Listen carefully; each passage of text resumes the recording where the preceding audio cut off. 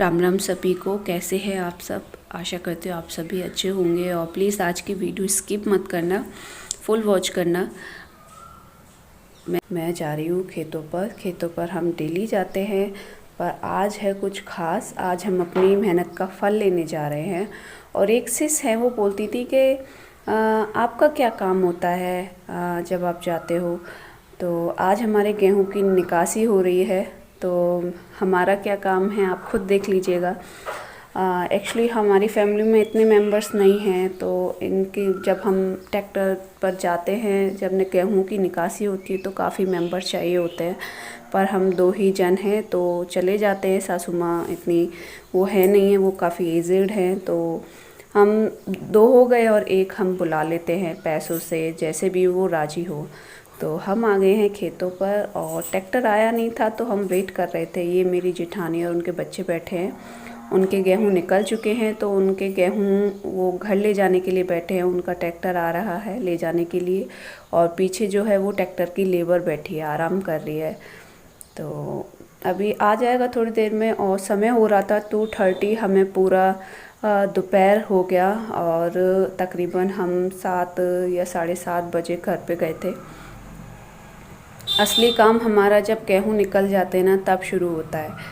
और ये देखिए, ये हमारे गेहूं इकट्ठे होकर रखे हैं, इन्हें लाख बोलते हैं। ये आज सुबह ही इकट्ठे किए थे हमने।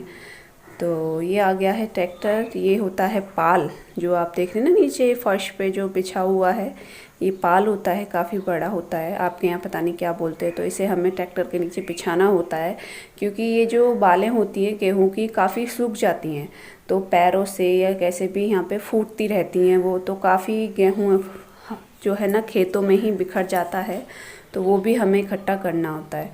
तो अभी हम सेफ्टी जो है बस ट्रैक्टर के नीचे कर रहे हैं, बाद में आप देख लीजिएगा हम क्या करेंगे।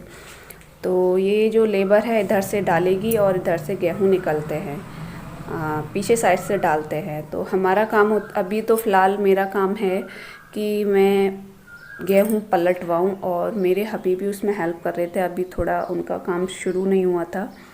और ये हमने एक जन है उनको बुला लिया है गांव में ही पैसों से। तो ये ना, ये टंकी उठा उठा के कट्टों में डाल रहे थे।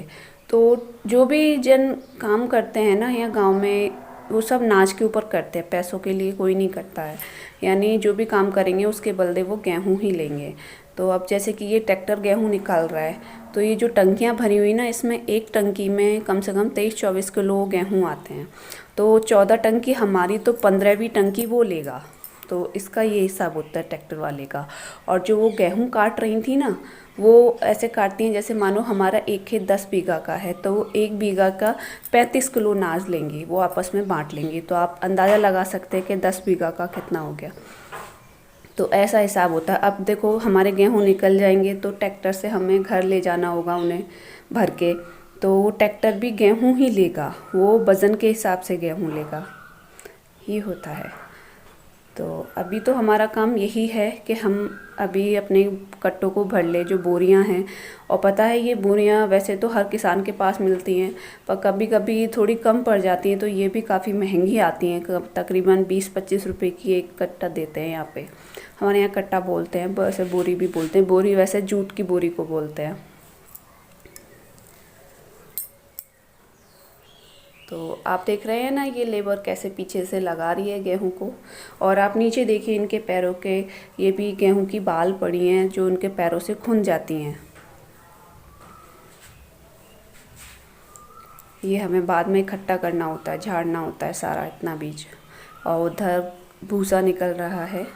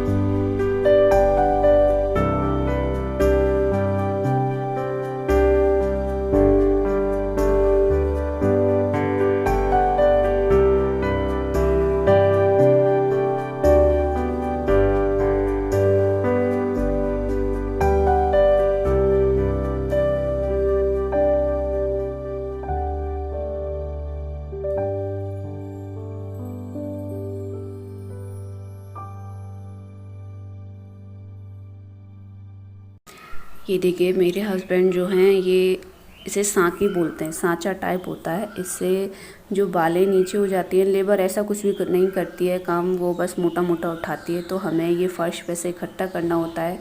और जो बालें टूट के गिर गई हैं वो हमें बाद में झाड़ू से झाड़नी होती हैं, क्योंकि गेहूँ फूट के खेत में ही निकल जाता है। और तकरीबन ये जितने बीच में ये गेहूँ इकट्ठा होके रखा है ना, जो लाख रखा है, ये कम से कम इतने बीच में जब हम बाद में झाड़ते हैं ना तो कम से कम 50 या 60 किलो नाज निकल आता है इसके नीचे। और आप सोच रहे होंगे इतनी महंगाई में ये ऐसे, भाई हम तो किसान हैं, हमारे लिए एक एक नाज बहुत प्यारा होता है, तो हम तो सारा नाज इकट्ठा करके लाते हैं। तो अभी आज से जो मेन काम है हमारा, आज से शुरू हुआ है। और ये इधर निकल रहा है भूसा, जो पशु खाते हैं ना, वो ये भी हमें खुद ढोना होता है। तो एक खेत का हम ले जाएंगे अपने आप, और एक खेत का हम किसी भाड़े पे करवा के घर पहुंचवा लेंगे, क्योंकि दोनों का हमारे बस नहीं है, क्योंकि दोनों हम दो ही मेंबर हैं और दो खेत यानी काफ़ी हो जाते हैं।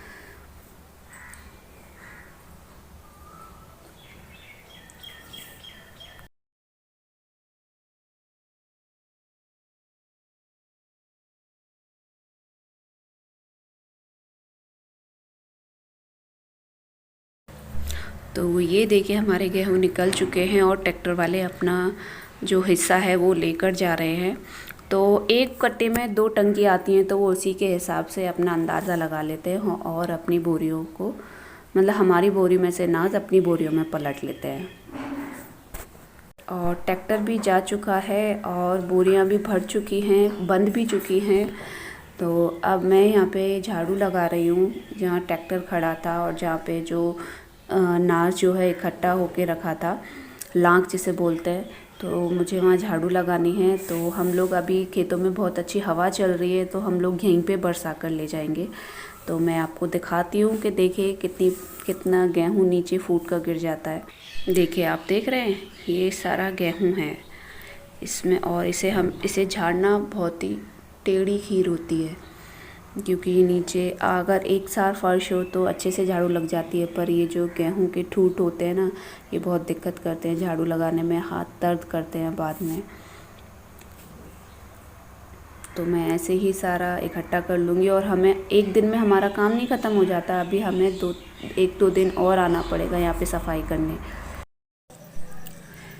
तो ये बांध रहे हैं कट्टे, ऊपर सूतली से बांधने होते हैं मज़बूत तरीके से। और ये देखिए मेरा बेटा खेल रहा है, इसे भी ये हम इससे कहा था तू घर रह जा अम्मा जी के पास, पर नहीं माना, चला आया। पूरी धूप निकल गई, फिर भी हमने इसे छांव में बिठा दिया था पेड़ के नीचे।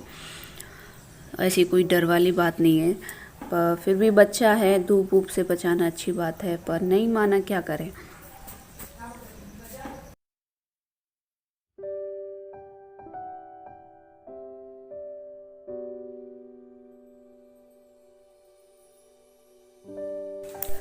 और ये मैं जो है, जो मोटा मोटा था सांखी से इकट्ठा कर रही हूँ, झाड़ू से हाथ धुप गए थे तो मैंने सोचा इससे इकट्ठा कर लूँ।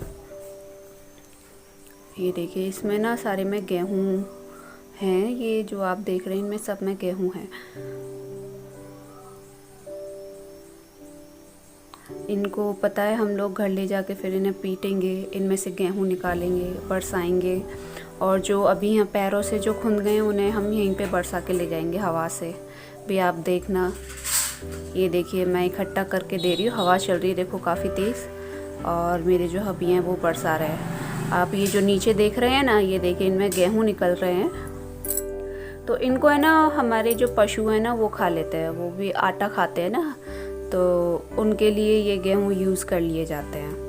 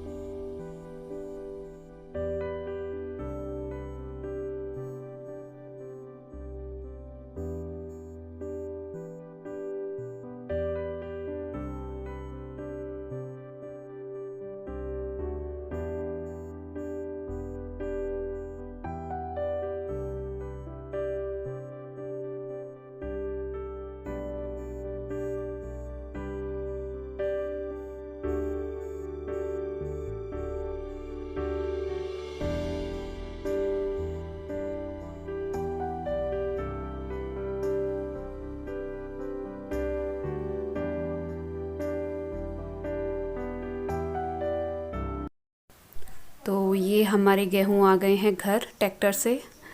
और मैं पहले ही आ गई थी क्योंकि मुझे सबके लिए चाय बनानी थी इसलिए, और घर आके खाने की भी प्रिपरेशन करनी है। अभी हो गए हैं 7:15 बज रहे हैं। तो हम लोग संग के संग ही ये गेहूँ कट्टों में से खला के घर में डाल लेंगे क्योंकि हमें कुटिया में भरने होते हैं।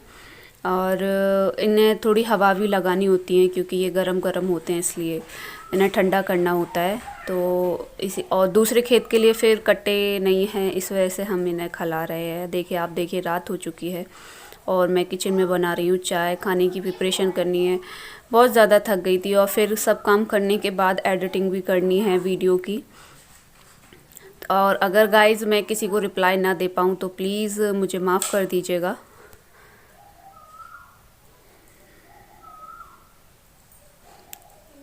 अभी जो है हमारे ये अभी एक खेत के गेहूँ निकले हैं, अभी दूसरे खेत के बाकी हैं। तो हमारे कम से कम 5-6 दिन खेतों पे ही जाएंगे क्योंकि गेहूँ निकलने के बाद इतना सारा काम होता है बहुत ज़्यादा करके।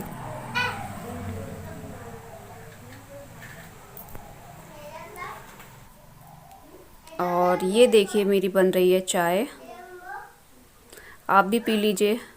और हम बच्चों को थोड़ा भूख लगाई थी खेतों पे से आने पे, तो आने के बाद तो थोड़े से टोस्ट मंगा लिए थे। तो अभी फ़िलहाल इन्हीं से काम चला लेंगे। और मैंने चाय बनाने के बाद जस्ट चावल बॉईल होने रख दिए थे क्योंकि इतने थक चुके हैं, रोटियां शायद मुश्किल ही बन पाएंगी। तो दाल चावल बना लूँगी और दाल भी बस इजी बनाऊँगी, बस हींग जीरे का तड़का लगाऊँगी। तो गाइज़ आज की वीडियो मेरी जैसी थी मैंने आपको दिखा दी। और प्लीज़ अगर आप मेरे चैनल पे न्यू हैं तो मेरे चैनल को सब्सक्राइब करें, लाइक करें, और ज़्यादा अच्छी हो तो शेयर करें। और वीडियो अच्छी लगे तो करना सारे काम, फोर्स तो नहीं कर सकते। और गाइज़ रिप्लाई के लिए मुझे अगेन माफ़ कर दीजिएगा, अगर मैं रिप्लाई ना दे पाऊँ तो प्लीज़ उसके लिए माफ़ी मांग रही हूँ। तो मिलती हूँ आपसे नेक्स्ट वीडियो में। ये मैं जो है दाल वॉश कर रही हूँ बनाने के लिए। तो आज के लिए बस इतना ही। Thank you for watching.